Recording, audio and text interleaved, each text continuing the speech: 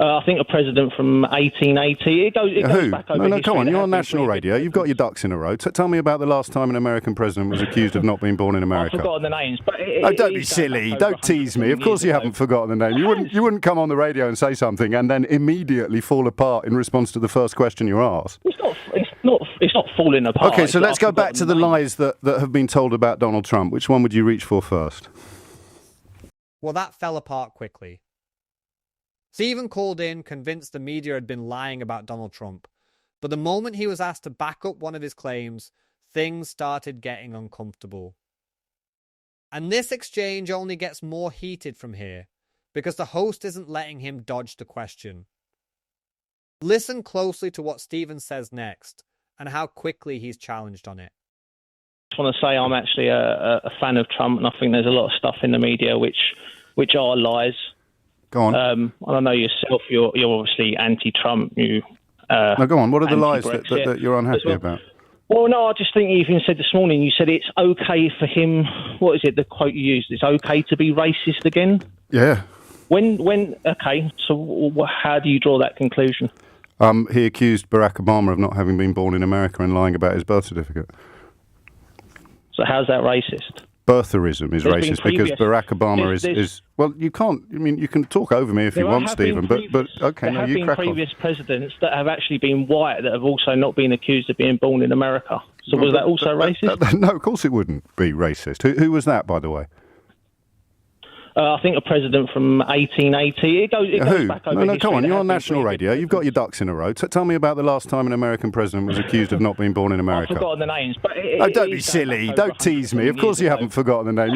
You wouldn't come on the radio and say something and then immediately fall apart in response to the first question you're asked. It's not falling apart. Okay, so let's go back to the lies that have been told about Donald Trump. Which one would you reach for first? Well, the one that you just said it's okay for the racist to come out. Well, we've just demonstrated he's very popular with racists, Stephen. I think we can all agree on that. Well, he's not popular with racists.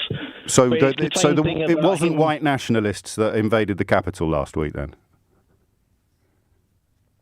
Steve Bannon, his key advisor during the presidential campaign, who's now been pardoned for ripping off Trump supporters, he didn't say you should wear the accusation of racism like a badge of honour. Well, that's his quote. I mean, if that's what he's saying.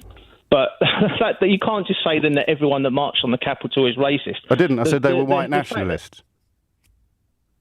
Well, you're also portraying that. So let's go back to the lies, Stephen. Let's go back to the lies that the mainstream media in America has told about Donald Trump. Well, I've just told you the fact that he's racist. But we've just proved that he is. But because he's questioned someone's birth certificate, that makes him racist. No, because he questioned a black man's birth certificate, knowing that it was absolutely untrue. So that would be called a racist lie, which is encouraged to make people who are uncomfortable with Barack Obama's skin colour believe something that's not true about him, because it then undermines the legitimacy of his presidency. So briefly, because it's not going great, but I'd like you to stick around for a little bit longer. What is it you liked about him, Stephen? I think that he come out and spoke a lot of the truth on stuff. Yeah, what stuff?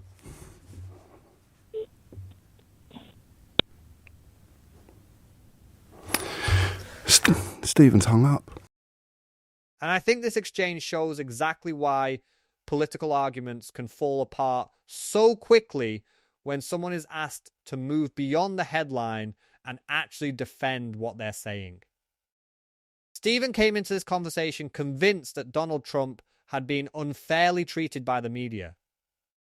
But every time the host pushed him for a specific example, the pressure increased. Now, whether you agree with the host's arguments or think Stephen simply wasn't given enough room to explain himself is another question entirely. But that's what makes exchanges like this worth watching. So I'm interested in what you think. Did the host expose a weak argument here, or was he simply determined not to hear Stephen's side? Let me know in the comments.